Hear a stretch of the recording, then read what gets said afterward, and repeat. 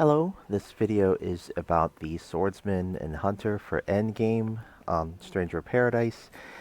This is a rehash of an older video, but I'm just putting it closer to the front because we'll say I kind of combed through my gear and tried to brush it up a little bit. And also my NPCs needed a bit of work. So, Swordsman, we have the version called Conqueror, or the blue version, and it lets you guard while you're spinning. And that guard will protect you a lot. When you guard in Stranger of Paradise, it's 100% physical damage reduction against any blockable attack. And then, if you have Sage to 50%, it becomes a 100% magic damage reduction against blockable attacks. So those two things are great. But then you add things like the Gauge Guard bonus, or this, let's look at the actual name of the stat. Guard Break Gauge Depletion, where once you start stacking all that up until you get 100%, you take no break gauge loss from blockable attacks. So while you're spinning, during the spin, you are immune to normal physical and magic attacks. But you could still get stopped by status ailments, which is why we have status ailment resistance across our gear, where we stack that up until it's about 100%. And I realize the math doesn't add up through my gear alone, and that's because your these jobs at the end, jobs classes, Conqueror, Lightbreaker Champion, those types of things, they also come with status ailment resistance built in, about like 18% or something like that. And it's across every single class. So we only need like 82%, and now we can't get petrified, paralyzed, or silenced. We can't get cursed or slowed or poisoned, any of that stuff. So we're starting to create, we'll call it an almost invincible spinning setup, where you need, let's say, a way to recover MP enough to sustain this lifestyle of destruction. And then on top of that, it would be great to have some way to survive against unblockable attacks. And in this case, we're leaning towards Knight 400% for the Invincible, so that while we have Lightbringer, that acts as our break gauge, except we don't really care because we're blocking every 100% of everything. But then, if we get hit with an unblockable, we survive. Worst case, we lose our Lightbringer. Best case, the Lightbringer is still there, and we still get the spin. Pardon me. An alternative to this is if you have Sentinel or Titan Blessing, then you can use that to kind of safeguard you, preferably from a job that has a crapload of HP with improved effect Sentinel, which I do not have set up, so I went Nightbringer. I realize some of my other builds have not been, we'll call it meta. This one is. So, and you'll see from the videos towards the playthrough videos of how effective this can be, and how little effort goes into actually making it all work once you have the gear. And even before the gear, there's a lot that you can get working on this, starting from Bahamut DLC onward. So, let's actually look at the affinities, because I've been like just talking conceptually how it all works. I have Swordsman 400%, just for the damage dealt greatsword combo ability that gives. This is from my my job master points. I have Swordsman 600% because the MP cost reduction is nice. It's about half off to start the spin. So instead of 100 MP, I still need 100 MP to start, but it only takes 50 MP from me. So that's nice to be able to start and have some MP left. A key component of this build is Samurai 600%. So whenever I trigger a combo ability effect, not just a combo ability, but an effect, that I trigger parries. And when I trigger parries, thanks to Samurai 400%, I get critical hits also. So to kind of reiterate that from a previous video, Swordsman, or specifically Conqueror, has a combo ability effect, Speed Buster, at the top center.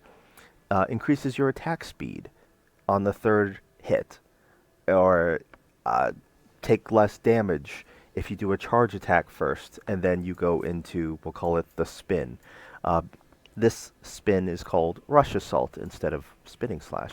So just want to make sure that you have Rush Assault selected and not Spinning Slash, since Spinning Slash is the one every other job gets, or that you got during the first playthrough. I'm sorry, every other, yeah.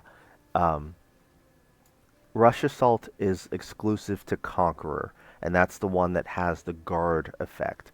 You can still build Spinning Slash on the other Greatsword jobs, but you would do it using, you would not need Guard Break Gauge Depletion or Sage 250% because you cannot guard during the spin.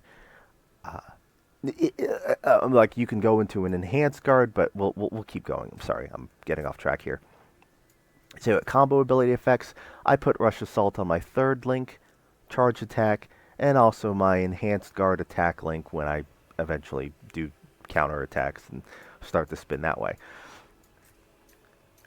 And as a result, let's look. I have 92% parry MP recovery, and then I think I also have critical MP recovery from my master points. So if I parry, I get a chunk of MP coming in, and if I crit, in this case, the entire spin will critical hit. So if I touch an enemy, I get MP back. I get a chunk of MP back. But let's keep going. I have Void Knight 600%. This is purely for convenience. It is not required at all, but I like spinning faster.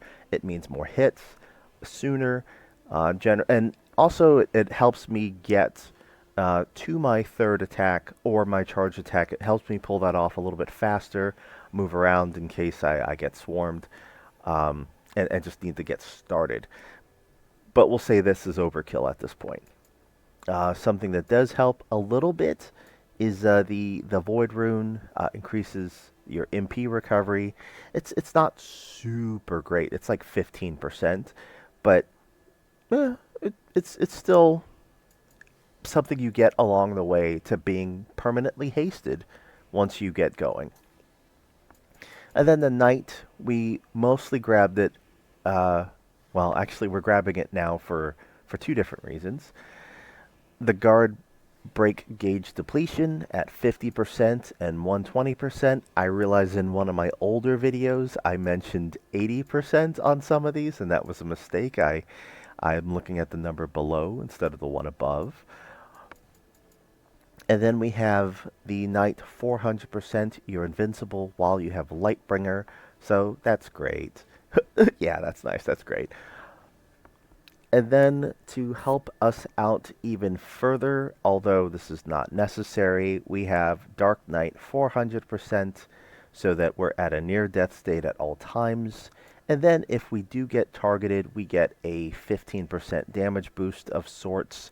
I could not tell you which bucket that fell in, except that it's the idea that you get, we'll call it, all these little damage buffs along the way to the near-death state. And then we have the Berserker, which, while your build is coming into play, And I do say endgame because this is like a floor. You're going from floor 22 onward, or the start of the DLC, third DLC, and onward. It's something that becomes more prevalent, or something that you can start to assemble, even if your gear is not perfect. But we'll say here we have the Berserker. I'm sorry, I'm on the wrong one.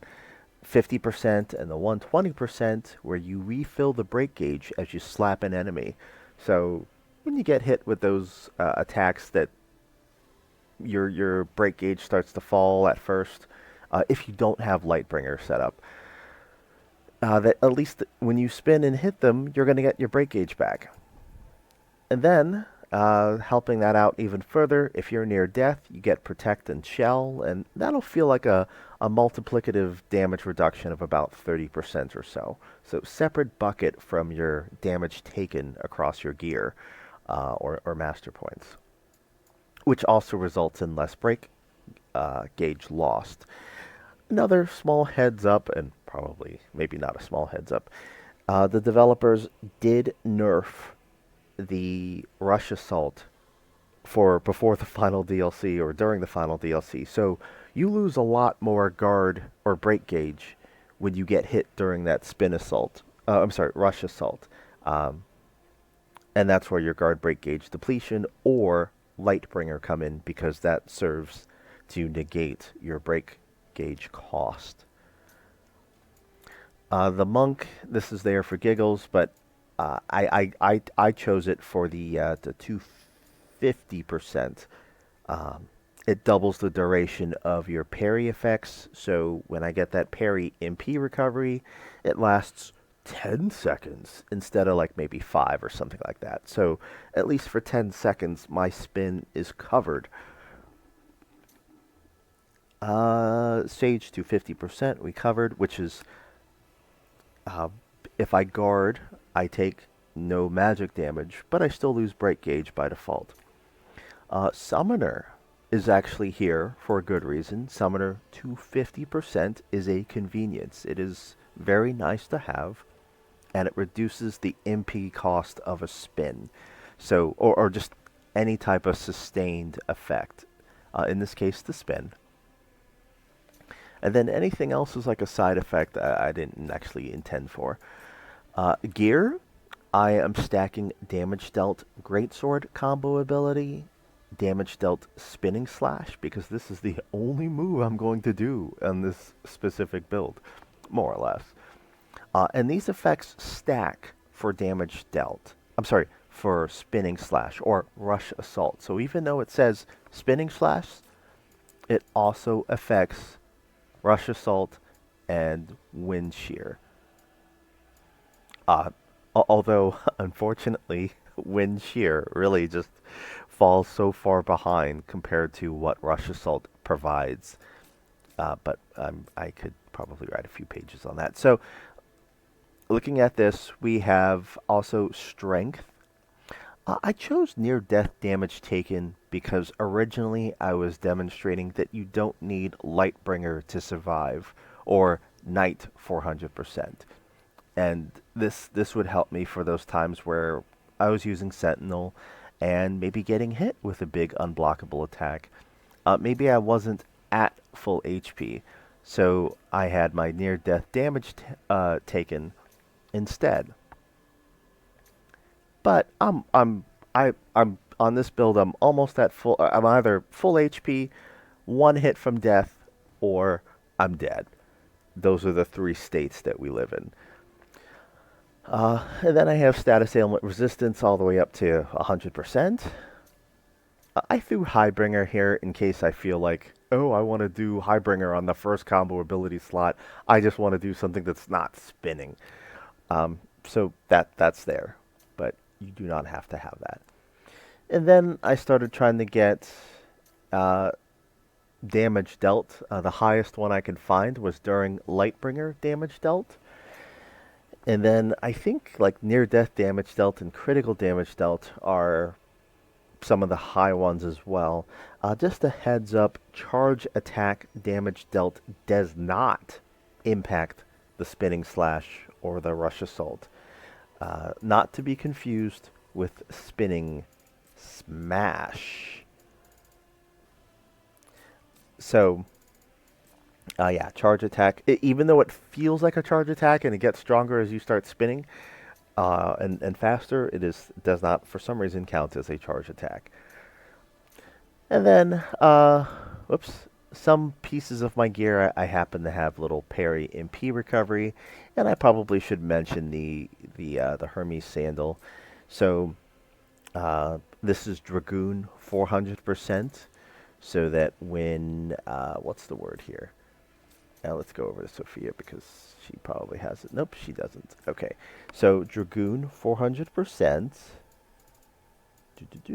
is Sovereign of the Skies, increases attack speed, which is also, in this case, all of your speed. It's in the same bucket as haste, more or less.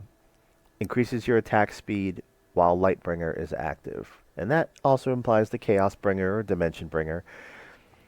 So it'll feel like a 15% attack speed or move speed boost while you're in one of the bringers. So I grabbed it. And then looking at our command abilities, for now we have Mighty Strikes that bypasses the enemy's physical defense, so that's great. Barrage is a convenience. This could have been Lancet for sustainability or Sentinel, even though we're going all in on the offense here. That's why it's set up this way, where Sentinel could protect you from an unblockable. But Barrage, the idea is even though my agility is horrendously low against the enemy's agility that I'm facing, it's still the idea that each hit counts as 2 hits. And the main reason that's important is because the Hunter job, each time you hit the enemy, you get a stack that bypasses the enemy's defense.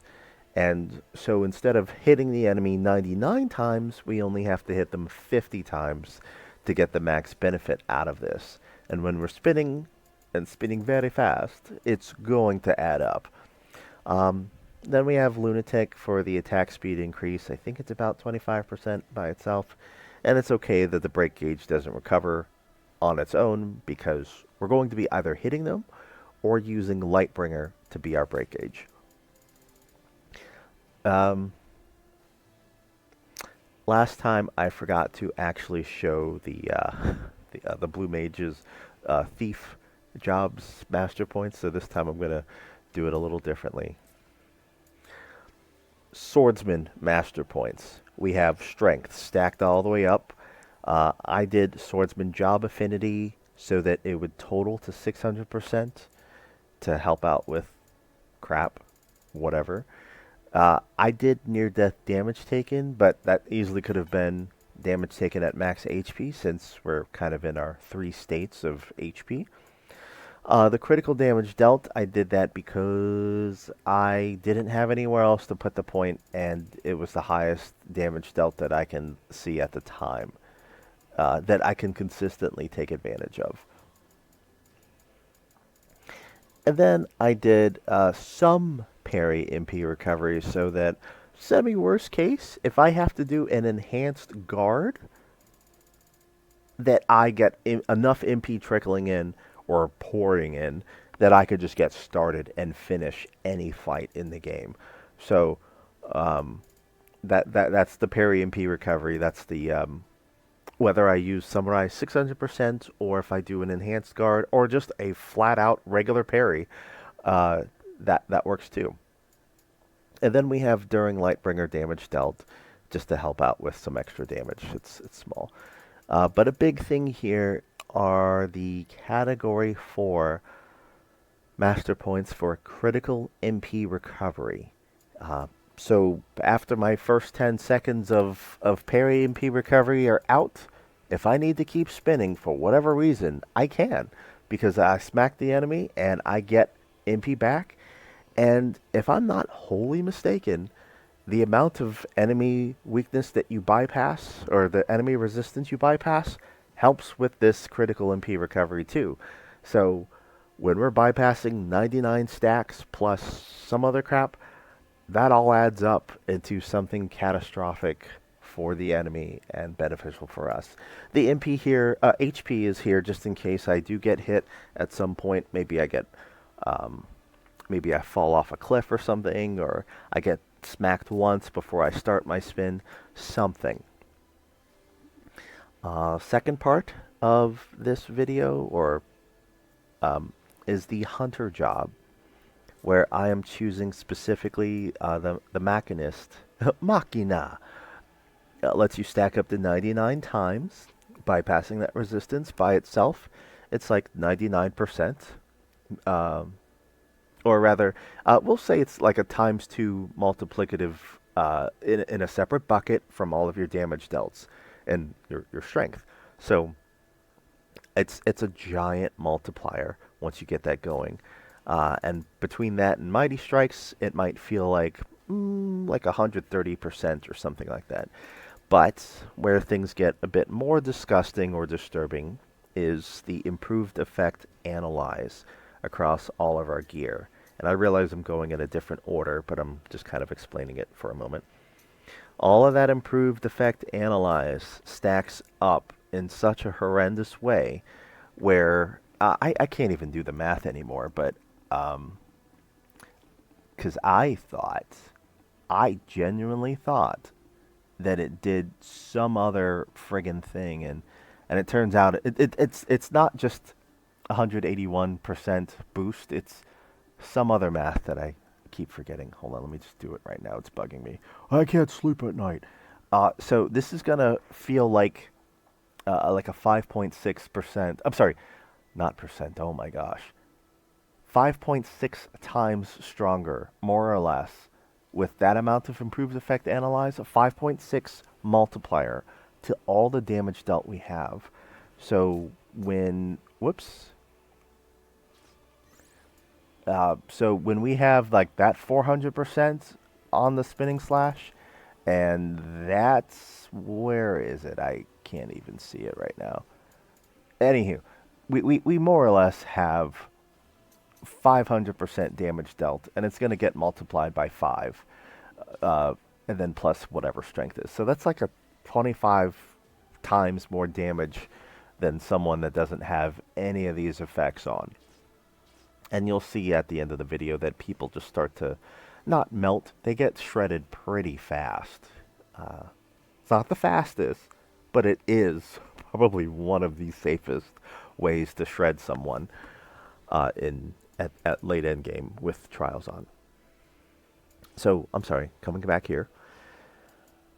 So yeah, a crap load of Analyze. The drawback with Analyze, it only lasts 15 seconds.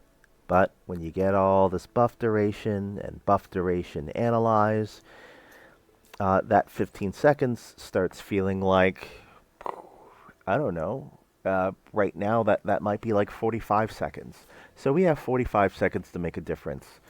And then you'll see me try to refresh the buff, and then sometimes you'll see me say, screw it, they're dying so fast anyway, I'll just reuse it so I don't have to worry about it falling off. So you'll see me do it both ways. But now let's actually look at the... Oh, and then one more thing while I'm at the gear, because we're doing gear first apparently. The MP cost. I do this so that I can chain cancel, which is pressing the change job button during the middle of an animation. And that way I can get some of my max MP and my regular MP back after I finish using Analyze. Sometimes I'll mess up the routine, but for the most part I can build MP or max MP before the next phases of a boss fight, or in the Rift or world map, or if I join someone else's co-op and if they don't use a mega elixir, I have a way to sustain and fuel myself so that I can be an asset, even though I haven't co-opted in some time. Do-do-do. But now let's actually look at the gear. Or, I'm sorry, the affinities. Key parts of this specific build. We'll look at the key parts first, and then we'll go back to all of them. Cyclic Warrior, 600%. So every time you do a Lightbringer, you trigger Soul Shield. Where Leviathan, every time you Soul Shield, you get max MP back. And then we have the... Oh my gosh, now I'm remembering that I forgot something again. Wow, I am having a hard time doing this. And then we have Void Knight 400%. That reduces the cost of our Lightbringer. Even though the formula in the game is 34%, it will just feel like 25% due to the way the formula works. And then probably most, or very, not most, but very, very important is the MP limit boost or bonus. So when you do Soul Shield, you get even more max MP back. And then the last major component for this, and yeah, don't ask me how or why it works only for this in this way, is Evoker 120%, which is also the 50%. When you Soul Shield, your allies get MP, but when you trigger the Soul Shield through Cyclic Warrior 600%, you count as one of those allies. And then the interaction gets even more wonky, where it thinks, oh, you also are getting max MP. And it's that missing piece that lets you stay ahead of the MP cost before trials. But another important thing here is, see that increase MP limit boost rate at the bottom? That's also from Category 4 Master Points, which we'll look at. So at level 200, 250, you're going to lose max MP when you do this. Past that point, once you get to the optional floors of like floor 101 and higher, you'll be able to start using Lightbringer or Dimension Bringer and actually get more MP than you lost. But you still need enough MP to actually use Lightbringer. So, other stuff that's not as critical, but very convenient, is we have Summoner 400%, whoops, wrong one. Summoner 400% every time I do a Soul Shield. I refresh my buff duration a little bit. So if our Lightbringers are free, we can Soul Shield without an enemy nearby and trigger those effects and help us refresh the duration of our buffs by, I don't know how many seconds this is. One part of me wants to tell you 10%. The other part of me wants to tell you 4 seconds. So something kind of like that. But you'll see people spamming Lightbringer or Dimension Bringer because they just want to refresh all of their buffs at once instead of manually reactivating them and trying to build some of them back up. But then we have Summoner 600% that helps out our Leviathans, max MP recovery, and that just helps when we start having MP trials that really hurt and cramp our style. And then for giggles and stuff, I have Samurai 250%. I have Samurai 250% so that when I do chain cancel out a hunter, that I have a boost of damage for about 5 seconds. It's not very long, it's not very much, and you'll probably not see me do it on the Swordsman. But I have it here as a habit. As a side effect, we also reduce the cost of our Analyze by about less than 16%, even though it says 16%. It's how the formula works. And then we have White Mage. This is a convenience. White Mage 120% for the buff duration, so things last 20% longer. In the case of like 15 seconds, you get 3 more seconds out of it. Great. And then I have Gambler 120% so that when I do chain cancel, that I'm recovering MP based on my luck. My fate. And that's why you see luck on my gear. So just looking at the gear effects one more time, we have Improved Effect Analyze, Luck, Buff Duration, Lightbringer Duration, MP cost analyzed to help with the chain canceling, and we have some buff durations just because I didn't actually have anything else at the time. And then we have damage taken at max HP in case we do get hit, and status ailment resistance in case we do get hit with silence or slow or paralysis or petrify while we are on our hunter. We don't want to experience those effects that could completely ruin our momentum for 15 to 30 seconds. So we don't. And then instead of having Knight 400% on my gear, I have Lionheart the accessory, the movie, with Invincible. So I take no damage at least one time, if not more, during Lightbringer. Let's look at the master points, and then we'll talk about the relics, because I completely forgot to do that. Okay, so we have Hunter. I stacked luck because I like the chain cancel with Gambler 120%. I did Lightbringer duration so that my Lightbringers last a lot longer. I also did increase MP limit boost rate because that is key to do Lightbringer spam. I did buff duration because I cast a lot of buffs that only last for 15 seconds, and it's nice that they last, in this case by itself, probably 22, 23 seconds, but with everything stacked up, it might last 30 to 45, which is great. And then I have some Soul Shield MP recovery to help with the Lightbringer spam, so that when I do the Lightbringer, I fill up with a almost full bar of MP or a full bar of MP. And then I have the Soul Burst in here in case I really screw up and accidentally spam Lightbringer on my Swordsman, and that gets horribly messy in terms of trying to recover from that. Although it's possible in the Rift.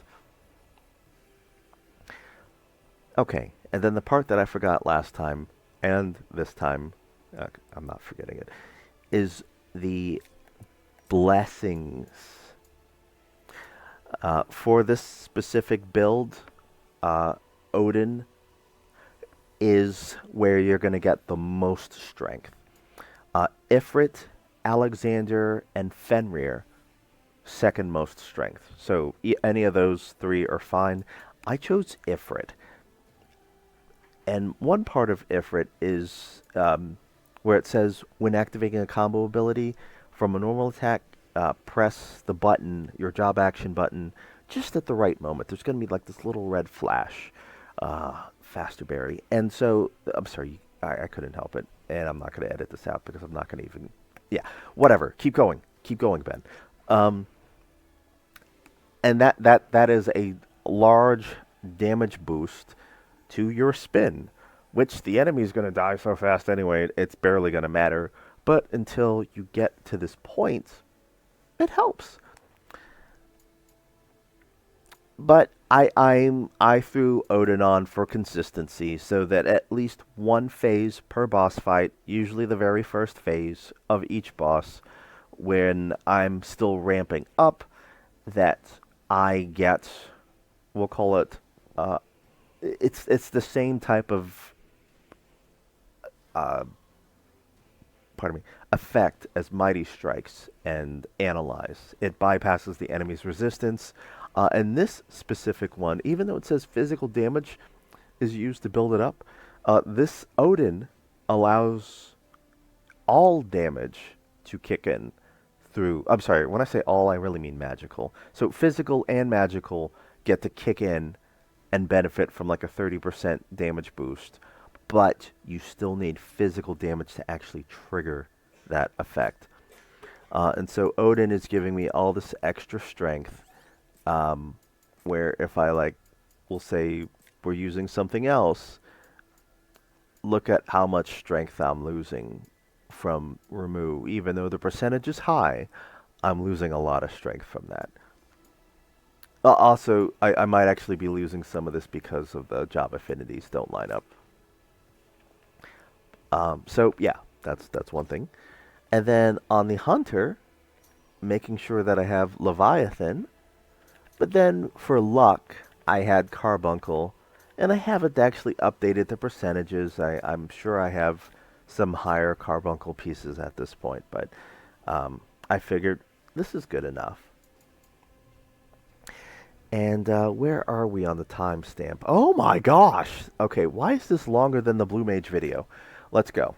So, next we have our allies, where we have Sophia as a breaker using Liberator 600% to pass 12% of her stats through to me.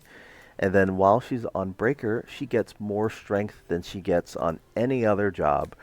And her gear is going to be largely Odin or Ifrit to kind of help out. It could be updated at this point. And for survival, she's actually using Lionheart, where she gets invincible, and then she has Lightbringer duration across her gear. And for some reason, at some point, oh my gosh, potion recovery amount. She also has status ailment resistance, because at one point I thought, I'm going to help her contribute to combat. So yeah, she can take down an enemy on her own, but not the bosses. She would need support. But in any case, she's passing that 770 strength or so that she has. She's passing 12% of that over to me, and in the rift that goes up even higher. So it's just a nice extra like 92 strength on top of mine.